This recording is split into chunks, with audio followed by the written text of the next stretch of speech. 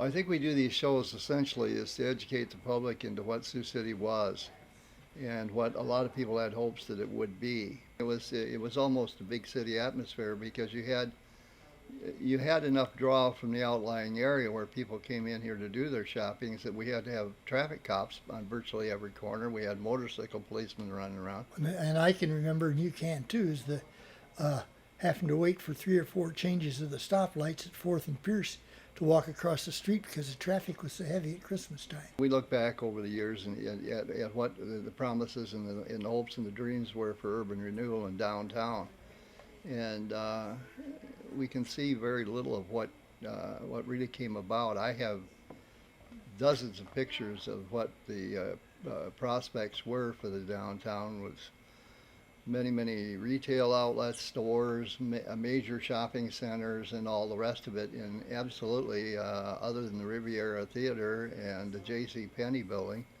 not really much came out of it. Well, local media used to be just what you said, local. It isn't local anymore. Everything's owned by people far away from here. And I know I've worked at all three of the television stations, and Ed's worked at the Journal for years. And the media today is a different breed of cat. They're number one, for the most part, they come in here, they're inexperienced. There is no local control. There's no local interest from the management standpoint. They didn't either grow up in Sioux City or have a personal investment in Sioux City. We can look back over the various ownerships. The newspaper was owned by a family who had a very much invested interest in the community and did everything and they could to bring a positive influence on the community. Still reporting what had to be reported. Some of the news they reported was unsavory. It told the story the way it was, but at least ways they were honest and they told the stories. Good, bad, or indifferent. Whoever got their nose burnt in the deal, it got burnt. Same way with the television stations. Bill Turner ran Channel 9, and he was a love-hate relationship. He was 250% behind anything the community wanted to do. But he kept everybody honest, he kept everybody on track, and he kept things happening. The Journal, when I came to town in '57, had, I believe, 8 editions a day. And they would change, it was the combination, they had not changed too long before that, between the Tribune and the Journal had combined. And so each paper still had their own staff, they still had everything, and they were doing these big staffs. And they were turning out all these editions every day. The early editions went out to the farming communities. They were the peach, they called it. And they would go out to all the farming communities for miles and miles around. We were delivering at that time more papers to Sioux Falls than what the Argus Leader was selling in Sioux Falls. We covered more pancake breakfasts and spaghetti suppers and everything else in between. But at Channel 9 we had 137 employees. And today, I don't know, it's far less than that. But we were all required to have some involvement in some community association or whatever. But we had to be involved in the community. That was the number one requisite. Well, that was one of the big crutches we had for a long time here, the fact that we were a strong union town and we had too many strikes. There were times when it got either violent or close to violent with the different trade unions in town. A lot of people were afraid. It was kind of interesting because I know of one instance out in Morningside where they told people not to take home any company vehicles that were marked that had insignia or anything on them for fear of vandalism. And I know of one case where a fellow was watching TV one night and had nothing to do with the industry whatsoever, but he heard something at his porch. And so he went out and lo and behold, it was a stick of dynamite with a burning fuse in it. So being the good neighbor he was, he picked it up and threw it into a vacant lot between his house and the neighbor's house, who incidentally did work at the company we're talking about. and it happened to go into the basement window well and blew the siding off the house. And I can remember one night we were out shooting for the television station, and it sounded like Beirut around here. I think there were 14, as they called them, bombings, but sticks of dynamite going off in various places around town, and that certainly got people's attention. Yeah, we were rated as #1 most dangerous city in the United States during those early strike years because of the violence, especially with the explosives. Well, you know, the thing is, the Nyman fire, which happened on the near north side, he was legal counsel for the one meat packer here in town, and right after he and his wife had left for work in the morning, the house mysteriously caught on fire.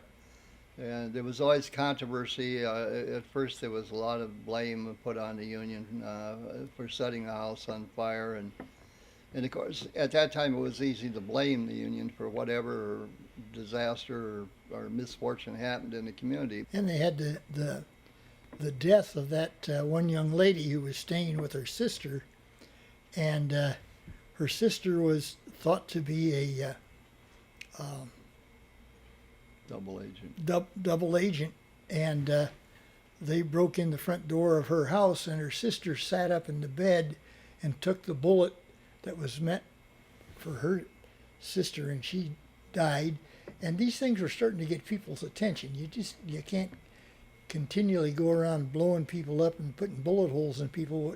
Somebody starts thinking, well, maybe this isn't right. The evil of all evils of everything that ever goes bad with the world started with a marijuana plant growing along the railroad tracks in Sioux City, Iowa.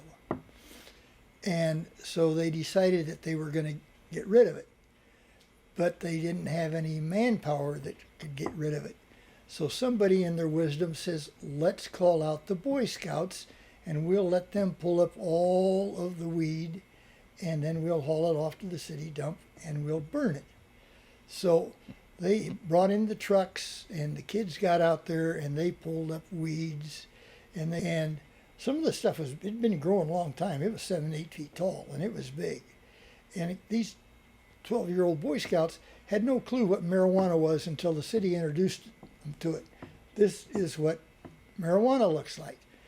And the kids are having a good time, and everybody pulled up the stuff, and then they hauled it all out to the city dump and lit it on fire. And if you were downwind of this, you could have probably got a pretty good high.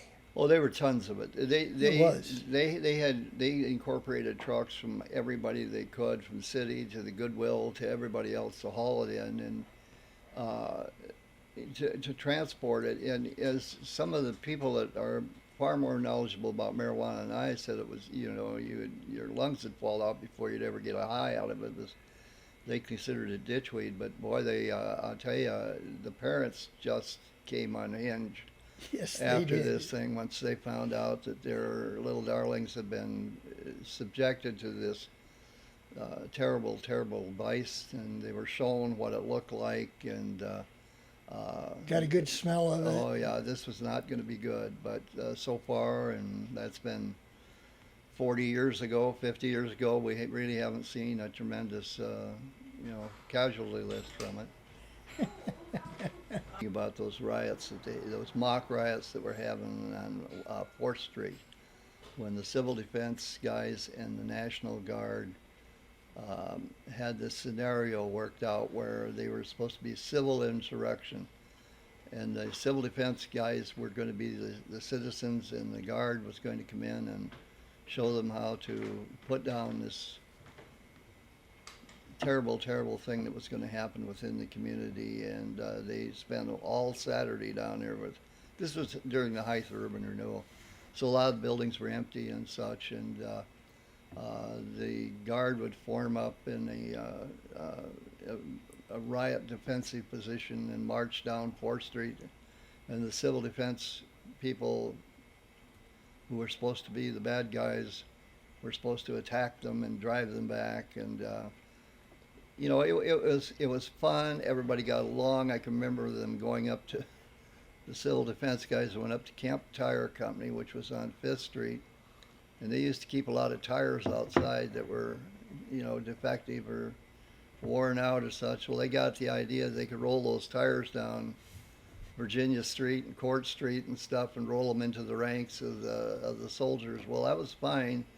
And then things kind of got a little bit out of hand. The police were involved, and there were a few real fists thrown and such. But all in all, they really had a good time, I think. And I think you could bring back that scenario today, and everybody would be rally up to do it again. You look back in the old days as the quote corrupt days. The corrupt days were and I lived through those. It was fine because number one, the little guy or the little homeowner on the street corner, if he called City Hall, he got action.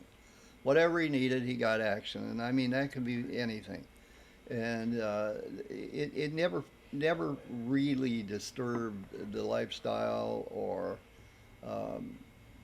the guy that was just trying to work for a living and get along and own a house and all that. It didn't seem to bother him. It seemed to be at a higher end and a higher dollar value. And so, there were a lot of humorous things. I can remember one mayor that, when the church ladies would get on him about the gambling and vice, he'd make a call and he'd get a hold of, then it was the newspaper. He'd call the newspaper and say, I'm going to go down and raid this place at 2 o'clock this afternoon. And he said, I want somebody there to take some pictures.